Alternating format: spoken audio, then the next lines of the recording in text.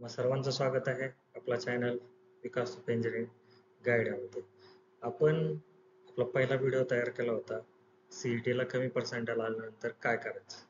त्या व्हिडिओला बऱ्याच विद्यार्थ्यांनी प्रतिसाद दिला, लाईक केलं, शेअर केलं सर, आणि बऱ्याच विद्यार्थ्यांनी सबस्क्राईब केलं. त्याच्यामुळे मला वाटलं की मुलांची मदत करण्यासाठी आपल्याला अजून कोणते व्हिडिओ तयार करता येतील. तर त्यामुळेच आपण आपला दुसरा व्हिडिओ घेऊन आलेलो आहे या सेशन मधला, की सीईटीचा रिझल्ट तर लागला, पण आता कॉलेज कसं निवडायचं, त्यासाठी आपल्याला काय करता येईल. चांगलं कॉलेज कसं निवडायचं हा प्रश्न असतो. तर चांगलं कॉलेज म्हणजे कोणत्या कॉलेजला चांगलं म्हणायचं. आता तुम्ही कोणत्या भागातून येतात, महाराष्ट्रातल्या कोणत्या विभागातून येतात, त्याच्यानुसार चांगलं कॉलेज कसं म्हणायचं. पुण्यातील असाल की बरेच मुलं आजकाल पुण्यात ट्राय करतात, पुण्यातील चांगलं कॉलेज कसं म्हणायचं. आता चांगलं हे एक कॉलेज असू शकतं का अनेक कॉलेज असू शकतं, असे बरेचसे प्रश्न आपल्या मनात असतात. कारण आत्ता सध्या कॉलेज आपण चांगलं कोणतं म्हणतो की जिथे आपले शिक्षण चांगलं असेल, फॅकल्टी चांगले असतील, प्लेसमेंट चांगलं असतील, त्याचं रँकिंग कसं असेल, या सर्व गोष्टीचा विचार करून आपण त्या कॉलेजला चांगलं असं म्हणू शकतो. म्हणून आता तुम्हाला इंजिनिअरिंगची ऍडमिशन प्रोसेस कम्प्लीट करताना हा विचार करायचा आहे की कॉलेज निवडताना आपण चांगल्यातलं चांगलं कॉलेज कसं निवडावं, हा निर्णय घेणं खूप गरजेचं आहे. कारण की विचार करा, जर आपण एखाद्या मूवीचं तिकीट विकत घेतलं आणि मूवी जर खराब निघाला तर आपले 3 तास वाया जातात. पण आपण जर एखादं कॉलेज निवडलं आणि त्यात जर आपल्याला चांगलं शिक्षण नाही मिळालं, उद्या आपल्याला जॉब नाही लागला, तर आपलं परिणामी आपलं पुढचं आयुष्य खूप खराब जाऊ शकतं. म्हणून पहिला टप्पा महत्वाचा आहे की तुम्ही कॉलेज कसं.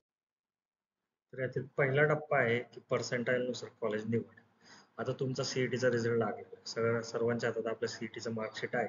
तर तुम्हाला किती पर्सेंटाईल मिळाले त्याच्यानुसार तुम्हाला आता आपलं कॉलेज सिलेक्ट करायचं.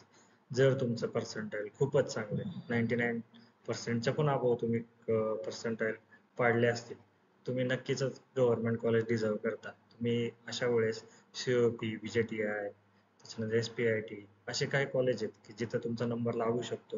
तर अशा कॉलेजला पहिला प्रेफरन्स द्या, कारण गव्हर्नमेंट कॉलेजला सवलत असते किंवा त्याचं उद्या तुम्हाला चांगल्या संधी मिळू शकतात त्याच्यातून तुम्हाला.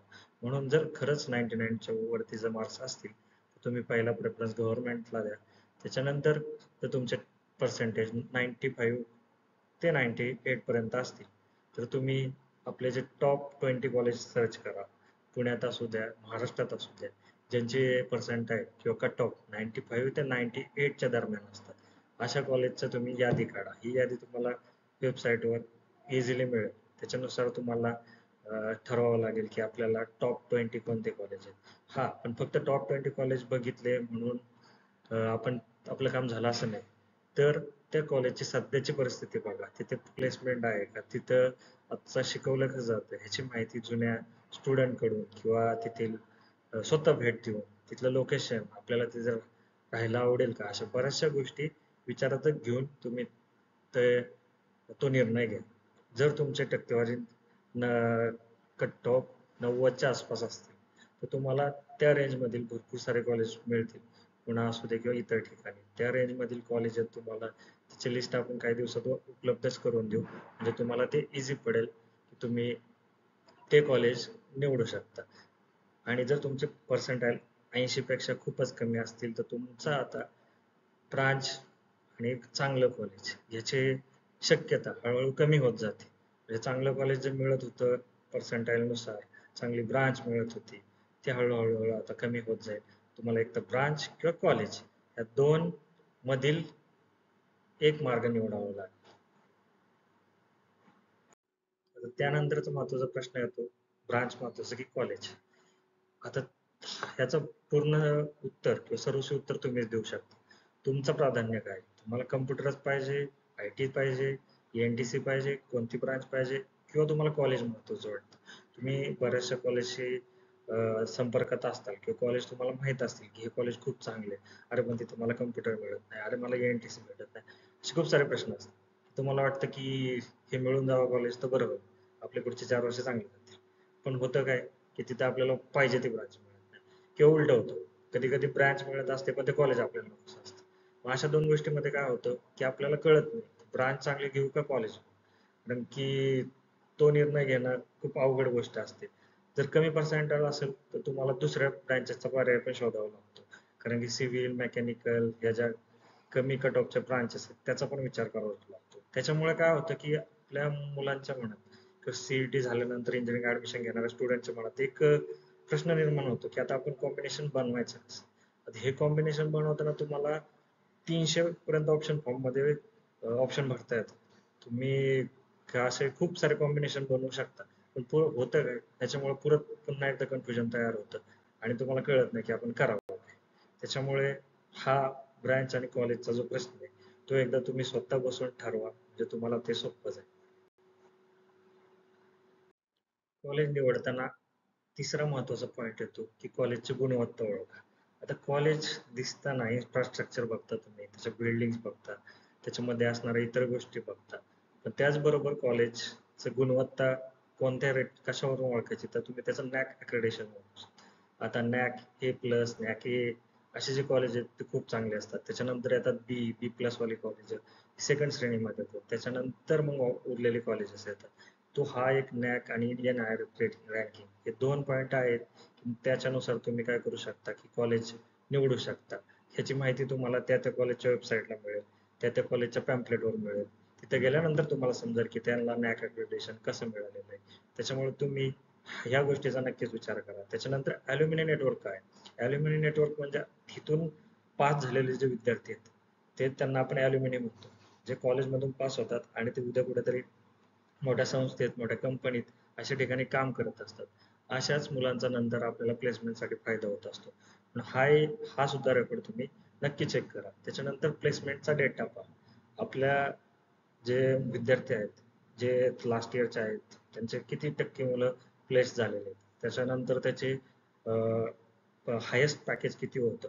नंतर कोणत्या कोणत्या कंपन्या त्या त्या कॉलेजमध्ये व्हिजिट करतात, ड्राईव्ह घेतात, त्याच्यातून कोणती मुलांना फायदा झालेला आहे, या सगळ्यांची माहिती तुम्हाला त्या त्या कॉलेजमध्ये गेल्यानंतर मिळते. त्यासाठी तुम्हाला तिथे जाऊन चौकशी करावी लागेल. ह्या सगळ्या 4 गोष्टी जर तुम्हाला कळाल्या आणि ह्या 4 गोष्टी जर टिक होत असतील तर असं कॉलेज नक्की निवडा. त्याच्यामध्ये मग ब्रांच, इतर प्रेफरन्स तुम्ही ठरवू शकता. पण कॉलेज जर निवडताना ह्या 4 गोष्टी विचार करा. त्याच्यानंतर फॅसिलिटीज बघा, हॉस्टेल कसं आहे तिथं, आजूबाजूला कशी सोय आहे, ह्या सगळ्या गोष्टी बघून नंतर तुम्ही कॉलेजचा विचार करा. हे तुम्हाला नक्कीच कामाला येईल. चौथा महत्वाचा पॉईंट आहे त्याची लोकेशन आणि फी. आता लोकेशन म्हणजे कॉलेज नक्की कुठे आहे? मुंबई, पुण्यासारख्या मोठ्या शहरात आहे, ग्रामीण भागात आहे की निम शहरी भागात आहे? ह्याचा विचार करा. कॉलेज शहरी भागातलं निवडत असाल तर त्याच्यातही बघा कोणते कॉलेज जुने आहेत, कसे कॉलेज आहेत, या सगळ्यांचा विचार करा. त्याच्यामुळे तुम्हाला कोणतं कॉलेज घ्यायचं, शहरात राहायचं की गावाघराजवळ राहायचं, ह्या बऱ्याच गोष्टीचा विचार करून मग कॉलेज निवडा. हा लोकेशनचा प्रेफरन्स तुम्ही जर सेट केला तुम्हाला कॉलेज निवडताना खूप सारी मदत होईल. त्यानंतर फी किती? आता प्रत्येक कॉलेजची फी वेगळी असते. समजा कॉलेज ऑटोनॉमस असतील, मोठी कॉलेज असतील तर त्यांची फी नक्कीच जास्त असणार आहे. त्याचबरोबर जे जुने कॉलेज आहेत त्यांच्या फी दर वर्षी वाढतच असतात. त्याच्यामुळे त्यांच्या फी नक्कीच जास्त असतात. पण जे असे काही कॉलेज आहे की नव्याने चालू झाले असतात त्यांची फी कमी असते. त्या फीची लिस्ट, फीचा चार्ट सगळा तुम्हाला वेबसाईट किंवा तुम्ही गुगलवर सर्च केलं तरी तुम्हाला कळेल की कोणत्या कॉलेजला किती फी आहे. मग तुम्हाला जर फी कमी हवी असेल तर त्याच्या रिलेटेड पण कॉलेज निवडू शकता. पण फी कमी आहे पण कॉलेजची गुणवत्ता कमी आहे असं कॉम्बिनेशन अजिबात निवडू नका. त्यासाठी तुम्ही व्यवस्थित सर्च करा. फी कमी आणि कॉलेज पण रेप्युटेड अशा 2 गोष्टीचा विचार करून नंतर निवड करा. आता सरकारी कॉलेजला फी कमी असते कारण तिथे सवलती वगैरे मिळतात. त्याच्यामुळे त्याचीही माहिती घ्या. त्याच्यातूनच कॉलेज निवडायला तुम्हाला मदत होईल. त्याच्यानंतर काही आपले जे खाजगी कॉलेज आहेत म्हणजे जे आपण प्रायव्हेट कॉलेजला ऍडमिशन घेतो तेव्हा स्कॉलरशिप आणि लोनचा 2 पर्यायाचा चौकशी करा. स्कॉलरशिप म्हणजे आता ओपन असेल तर त्यांना ईडब्ल्यूएस मिळते, एससी असेल तर त्यांना पूर्ण स्कॉलरशिप भेटते, बीजे, एनटी सर्वांच्या स्कॉलरशिप मध्ये काय सवलती सगळ्यांची माहिती तुम्हाला त्या त्या कॉलेजच्या वेबसाईटला किंवा त्या त्या कॉलेजला गेल्यानंतर मिळते. म्हणजे समजा आमच्या JSPM कॉलेजमध्ये ओपनला 1,07,000 फी आहे.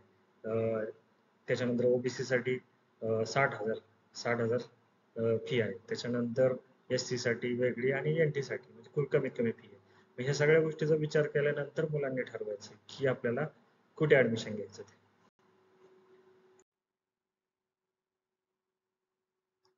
यासाठी प्रक्रिया नीट समजून घ्या. कारण की कॅप प्रक्रियेमध्ये आपण 300 पर्यंत ऑप्शन फॉर्म भरू शकतो. त्यामुळे तुम्हाला जेवढे जास्तीत जास्त पर्याय भरता येतील तेवढे भरा. त्याच्यानंतर फीज आणि बेटरमेंट ऑप्शन समजून घ्या.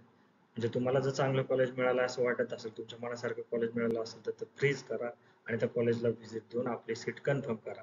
जर नसेल तर बेटरमेंटचा ऑप्शन करा. तर आता कॅपचे 4 राऊंड होणार आहेत. एका राऊंडला झाला नाही तर दुसऱ्या राऊंडमध्ये जा, तिसऱ्या राऊंडमध्ये जा.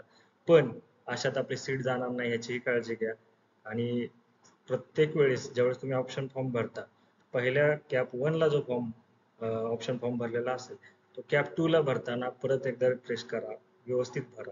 कारण पहिल्या राऊंडला जे कॉलेज लागले नाही ते दुसऱ्या राऊंडला लागणारच नाही. कारण परत दुसऱ्या राऊंडमध्ये त्याच्या किती सीट रिकाम्या आहेत, काय आहेत, या सगळ्या गोष्टीचा आपल्याला अभ्यास करावा लागतो. तरच तुम्ही एखाद्या कॉलेजमध्ये सिलेक्ट होऊ शकता. आता मागच्या वेळेस असं बरंच झालं होतं की 3ही राऊंडमध्ये कितीतरी मुलांना नंबरच लागला नाही. त्या मुलांना ऍडमिशन मिळालंच नाही. त्याच्यामुळे अशी चूक होऊन देऊ नका. आपल्याला लागेल असे कॉलेज निवडा. त्याच्यामुळे तुम्हाला कुठे ना कुठे एक सीट मिळून इंजिनिअरिंगची सीट मिळून जाईल. तर शेवटी एवढंच सांगेन की विचारपूर्वक निर्णय घ्या आणि आपलं करिअर यशस्वी करा. प्लेसमेंट, लोकेशन, ब्रांच, फी या सर्व गोष्टींचा विचार करा. हा व्हिडिओ जर आवडला असेल तर लाईक करा, आमचं शेअर करा आणि आमच्या चॅनलला सबस्क्राईब करा. थँक्यू.